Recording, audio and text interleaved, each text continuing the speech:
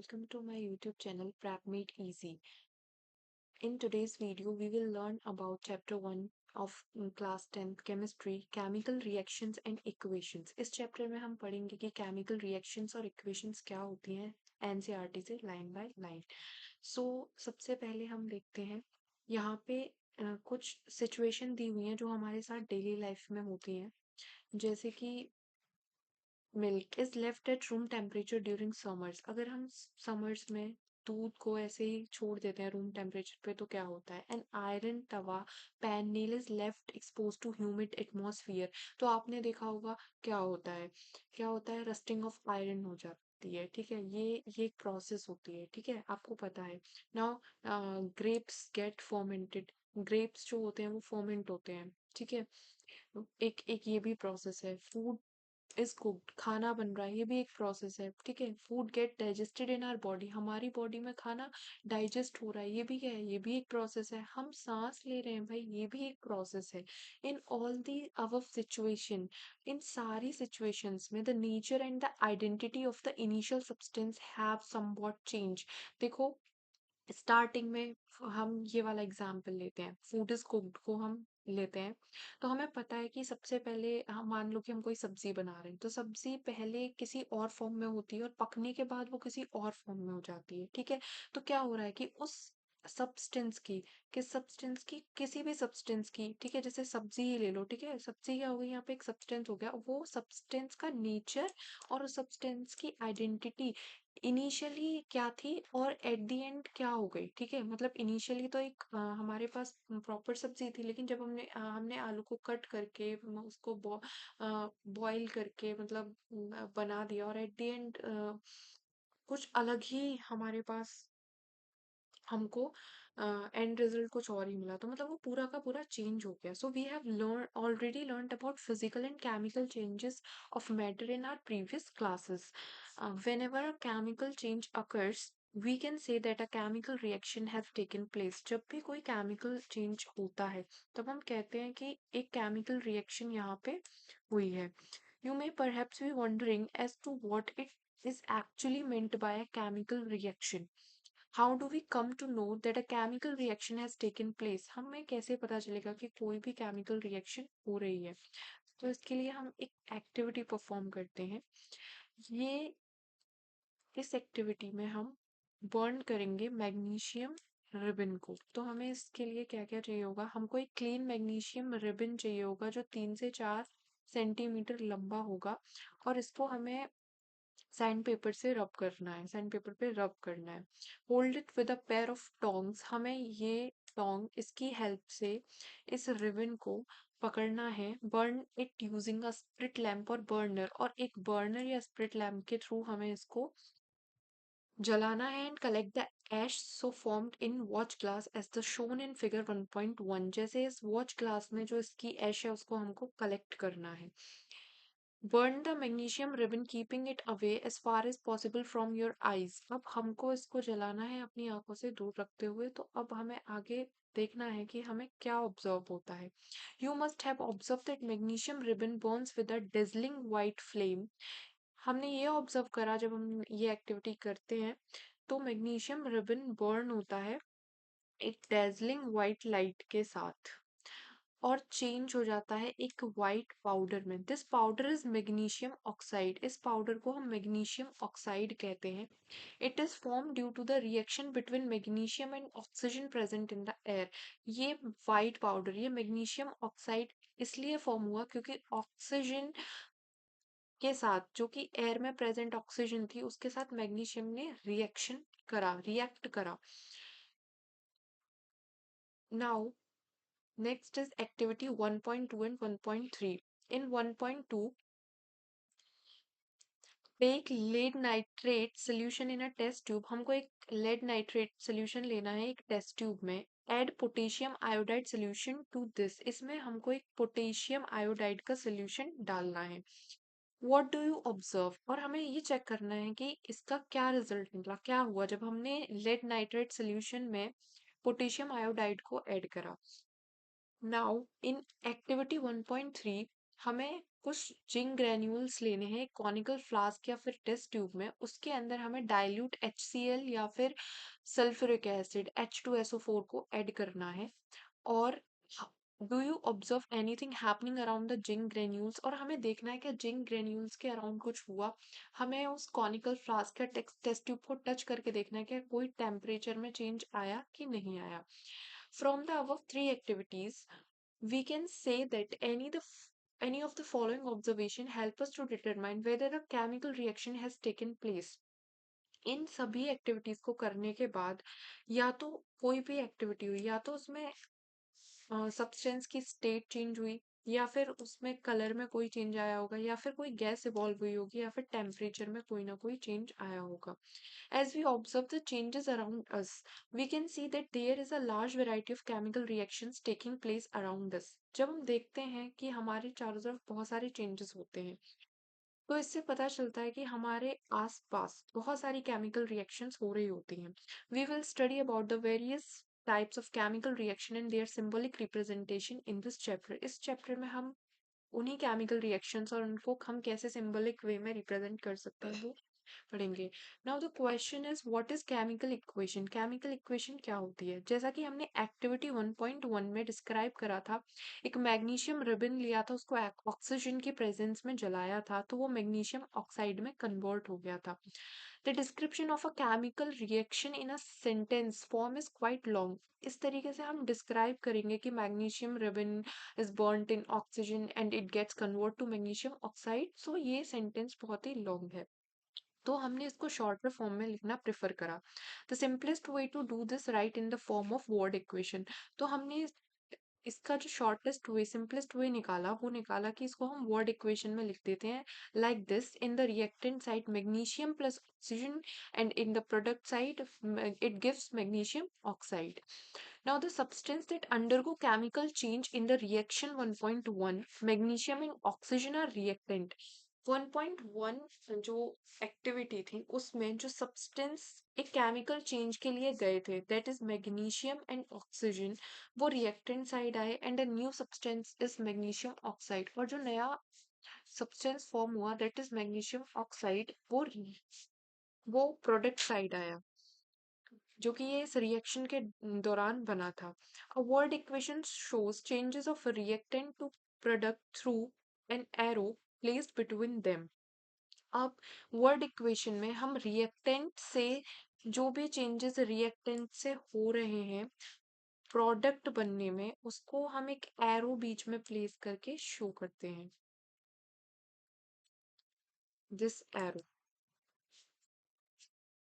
The reactants are written on the left hand side. Reactants को हम left hand side लिखते हैं, LHS side लिखते हैं, with a plus sign between them. और हर जितने भी रिएक्टेंट में प्रोडक्ट होंगे हर किसी को हम कनेक्ट करेंगे एक प्लस साइन के through.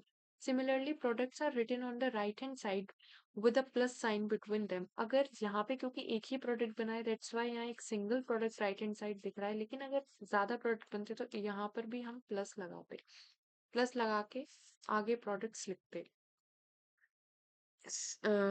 The arrow head points toward the product. जो एरो का हेड है वो प्रोडक्ट की side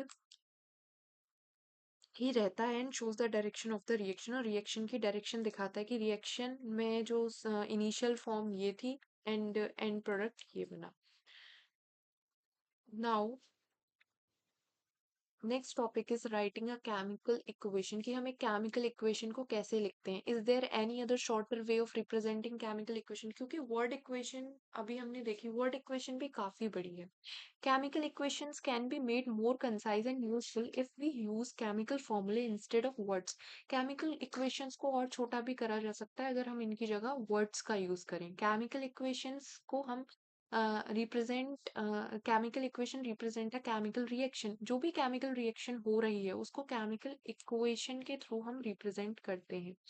If you recall formula of magnesium oxygen and magnesium oxide, the above word equation can be written as Mg plus O2 gives MgO.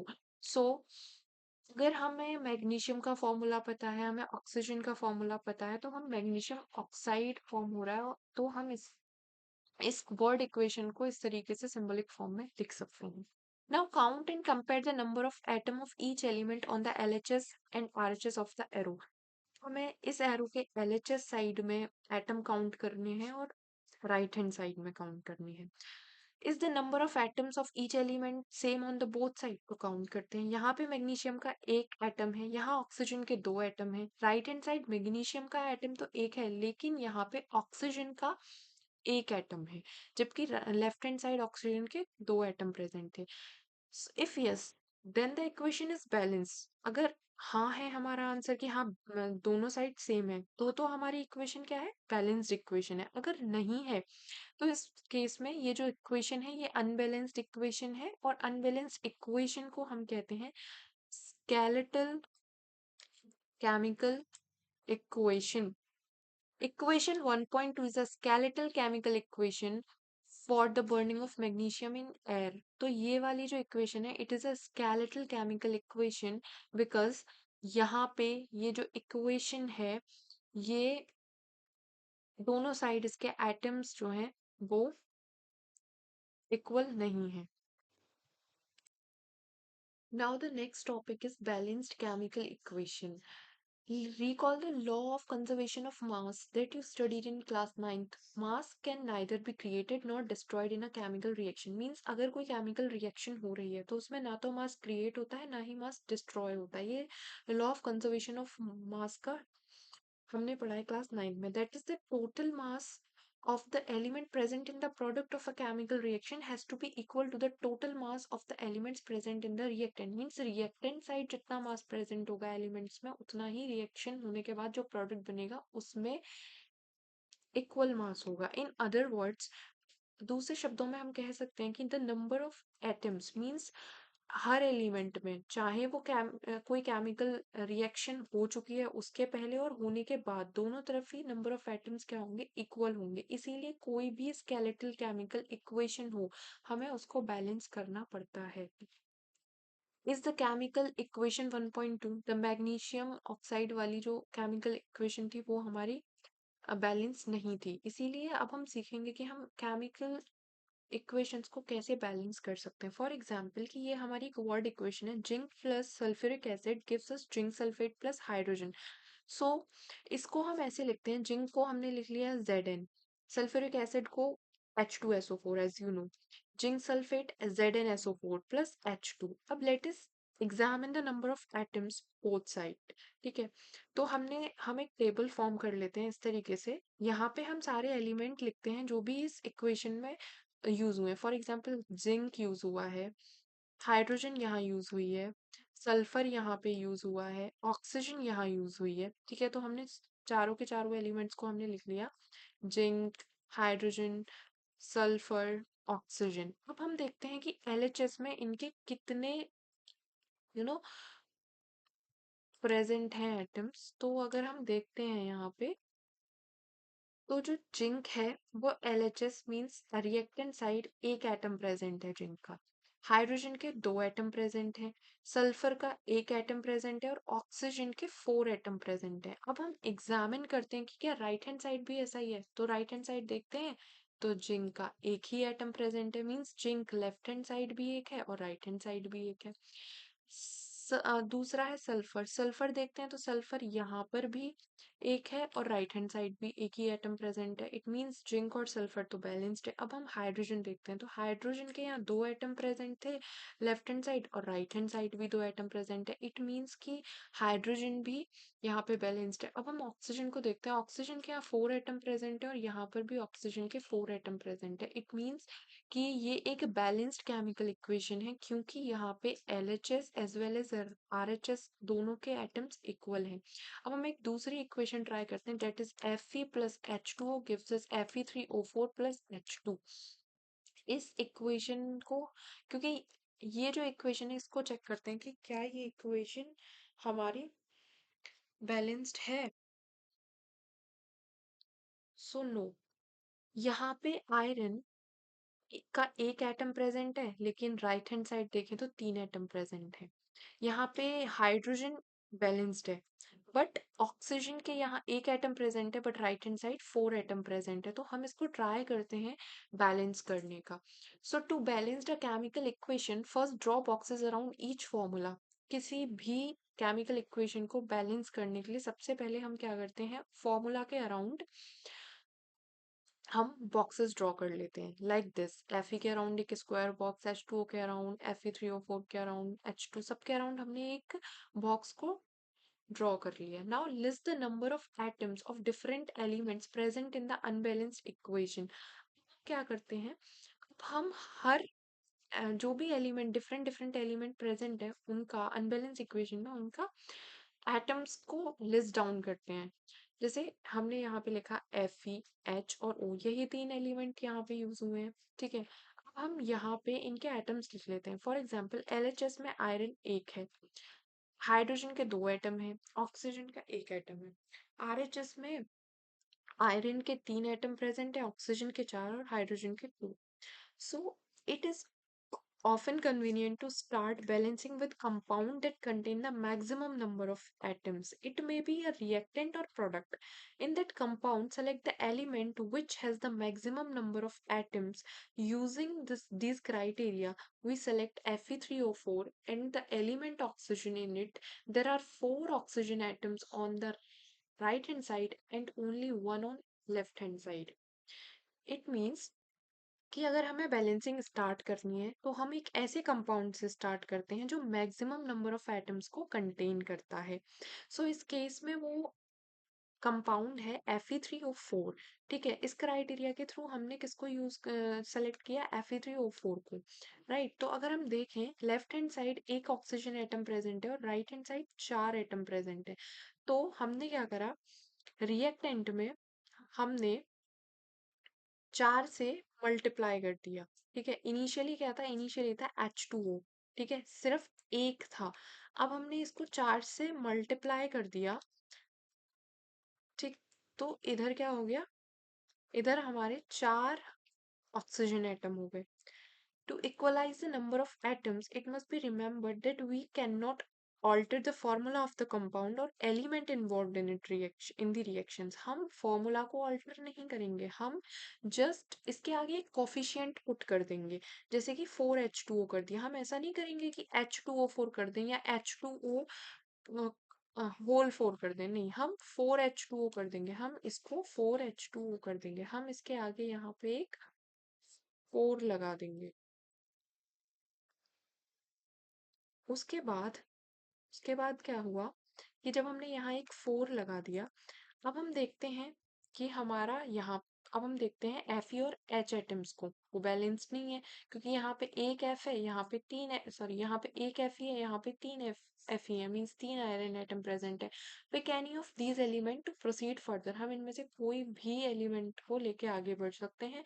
तो let us balance hydrogen atom in partly balanced equation. अब हम इसमें hydrogen atom को balance करना शुरू करते हैं। इधर देखते हैं तो हाइड्रोजन के यहाँ पे हमारे पास 8, लेफ्ट हैंड साइड 8 एटम है, लेकिन यहाँ पे तो हमारे पास 2 ही हैं, तो हम क्या करें, हम इसके आगे 4, इस वाले हाइड्रोजन के आगे 4 लगा देते हैं, जैसे 4 टू ज़ा 8, ठीक। तो इधर भी हाइड्रोजन के 8 एटम हो जाएंगे। सो हमने क्या करा, हमने यहाँ पे भी 4 लगा दिया हाइड्रोजन के आगे। नाउ अब हम आगे बढ़ते हैं, क्योंकि अब बचा आयरन। अब हम आयरन को देखते हैं कि आयरन को कैसे बैलेंस करते हैं।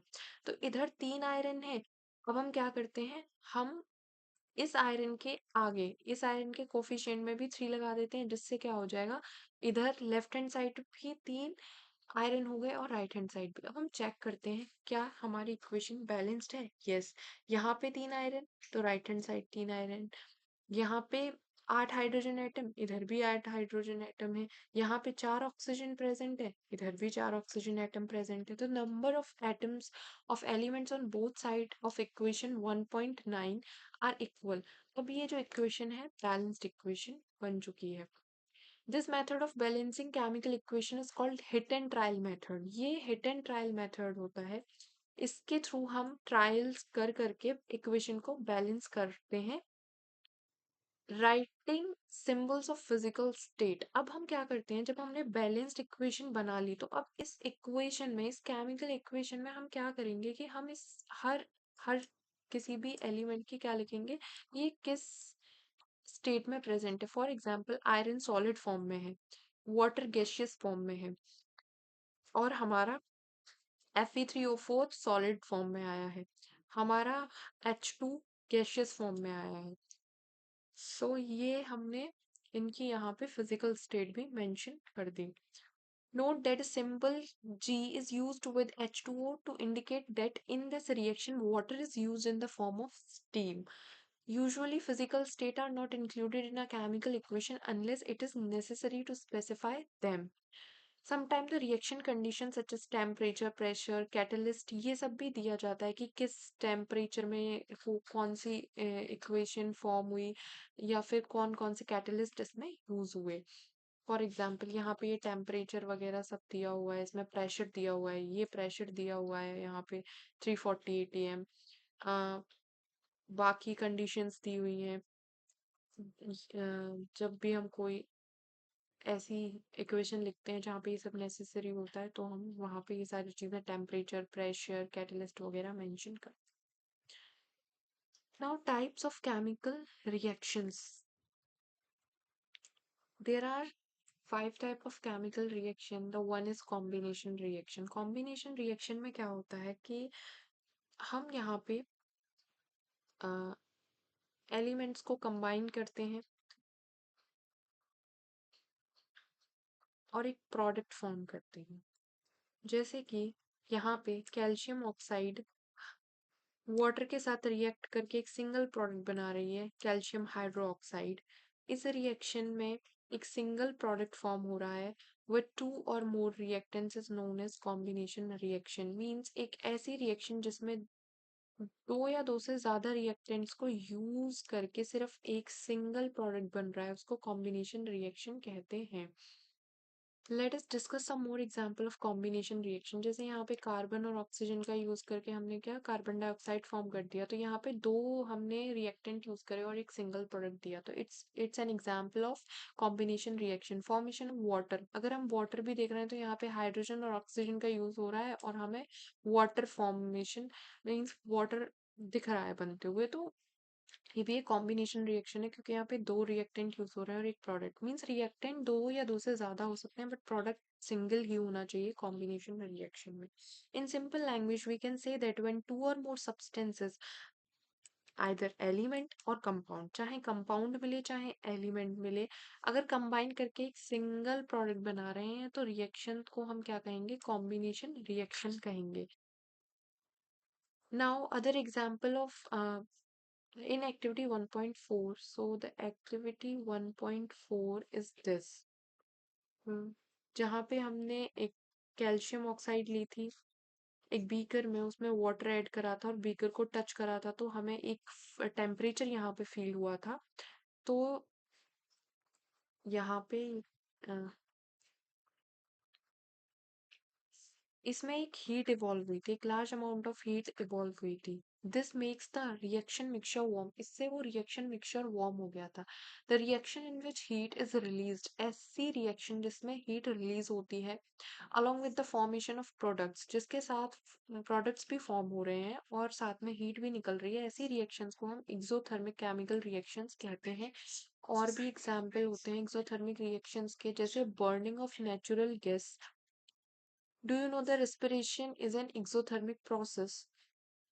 We all know that we need energy to stay alive. सबको पता है कि हमें एनर्जी की जरूरत होती है जिंदा रहने के लिए। We get this energy from the food we eat. ये जो एनर्जी है हमें हमारे खाने से मिलती है जो हम खाते हैं। ड्यूरिंग डाइजेशन, डाइजेशन के दौरान क्या होता है कि फूड छोटे छोटे सिंपलर सब्सटेंस में ब्रोक डाउन होता है, जैसे कि राइस, पोटैटो या ब्रेड। ये कार्बोहाइड्रेट कंटेन करते हैं। These carbohydrate break down to form glucose. ये जो कार्बोहाइड्रेट है ये ग्लूकोज फॉर्म करता है ग्लूकोज कंबाइन विद ऑक्सीजन। अब ये जो ग्लूकोज है ये ऑक्सीजन के साथ कंबाइन करता है in the cells of our body, हमारी बॉडी के सेल्स में, और एनर्जी प्रोवाइड करता है। The special name of this reaction is respiration. इसी रिएक्शन को हम रेस्पिरेशन रिएक्शन कहते हैं, जिसको हम चैप्टर 6 में पढ़ेंगे। And this is the reaction.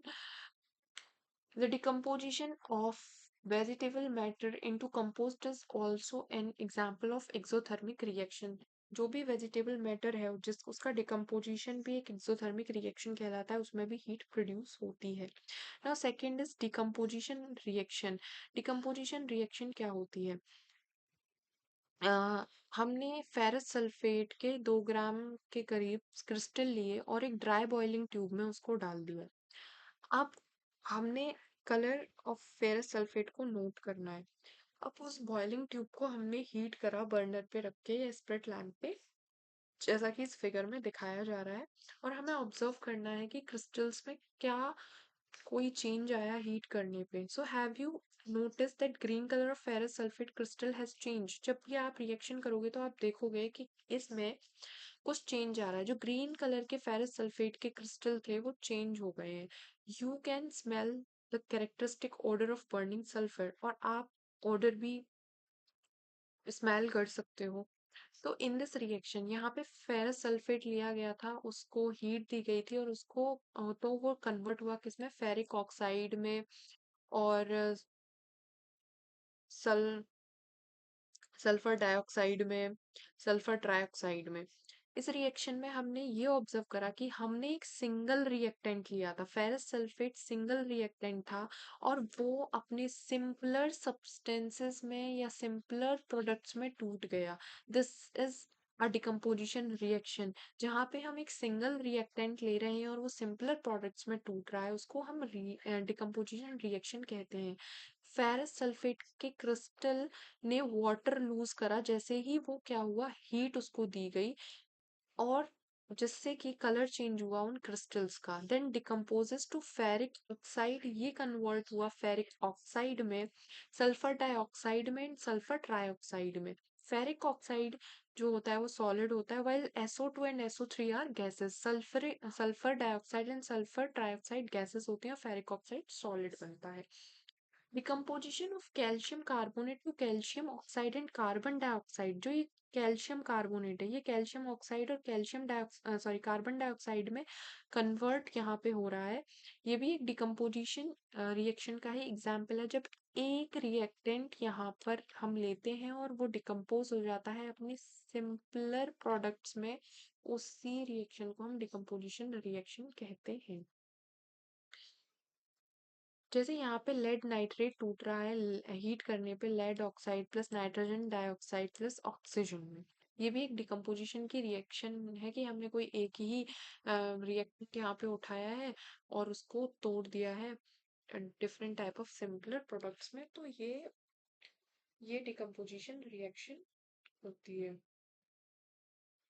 Now यहाँ पे व्हाइट सिल्वर क्लोराइड है, ये सनलाइट में ग्रे हो रहा है। इट मीन्स यहाँ पे भी डिकम्पोजिशन रिएक्शन हो रही है, क्योंकि जब सिल्वर क्लोराइड को सनलाइट में एक्सपोजर मिला, उसको सनलाइट में छोड़ दिया गया, तो वो सिल्वर एंड क्लोरीन में टूट जाता है in the presence of light.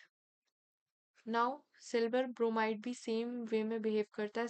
Silver bromide भी सनलाइट में टूट जाता है, ब्रोमीन और सिल्वर में। नाउ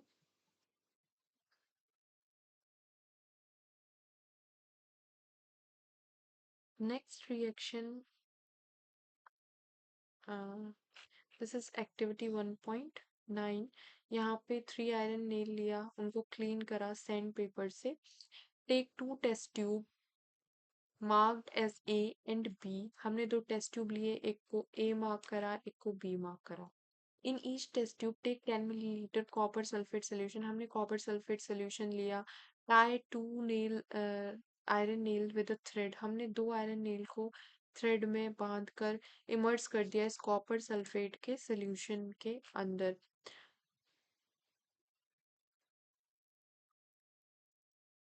फॉर 20 मिनट, 20 मिनट के लिए। Keep one iron nail aside for comparison. We after 20 minute हमने क्या करा, हमने आयरन नील को निकाला कॉपर सल्फेट के सोल्यूशन से और कंपेयर करा the intensity of blue colour of copper sulphate solution in test tube A and B.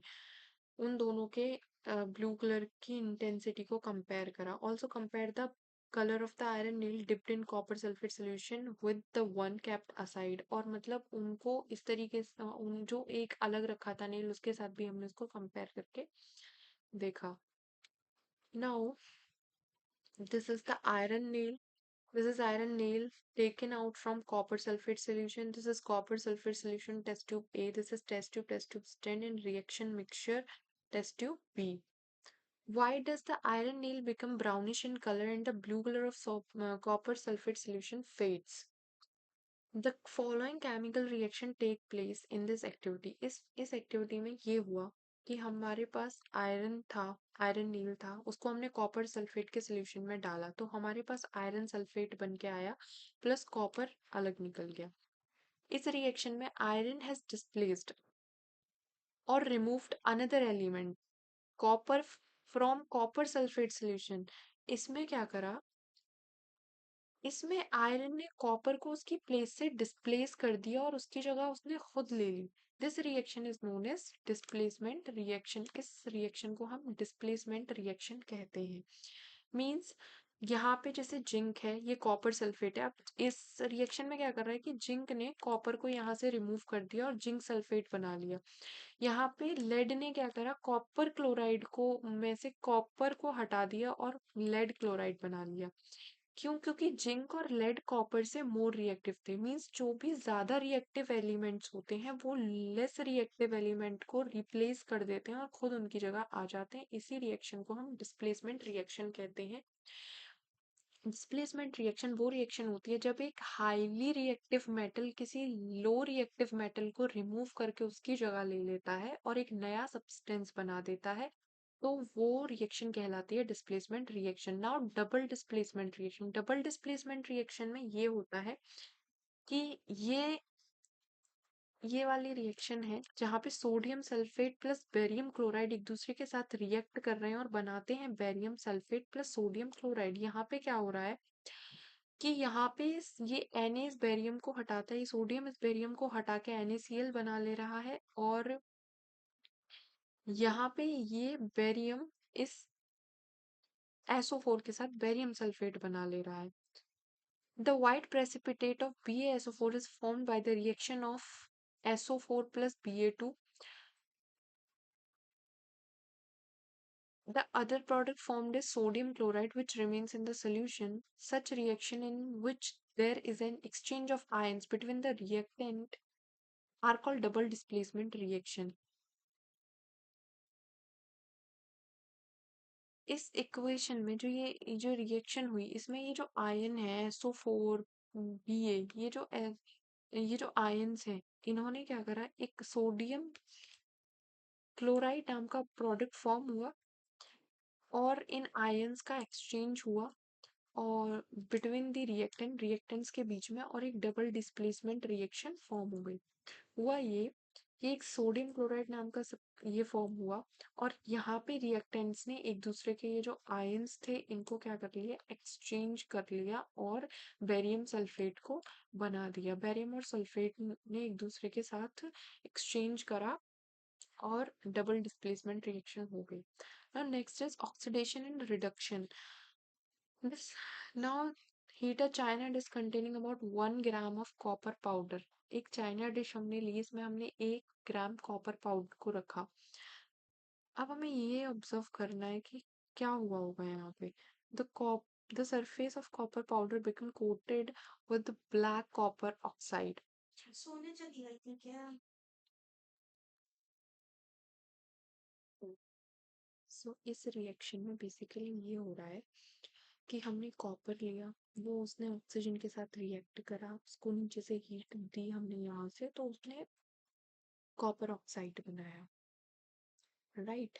Now अगर मैं इस कॉपर ऑक्साइड में हाइड्रोजन गैस पास कर दूं, जैसे इस रिएक्शन में आगे हम कर रहे हैं, तो और हीट दें हम इसको, तो हमें दोबारा से कॉपर मिल जाएगा प्लस हाई वाटर मिलेगा। तो if a substance gain oxygen during a reaction, अगर एक सब्सटेंस ऑक्सीजन गेन कर रहा है एक रिएक्शन के दौरान, तो उसको हम ऑक्सीडाइज्ड कहेंगे। अगर एक सब्सटेंस ऑक्सीजन को लूज कर रहा है रिएक्शन के दौरान, तो उसको हम रिड्यूस्ड कहेंगे।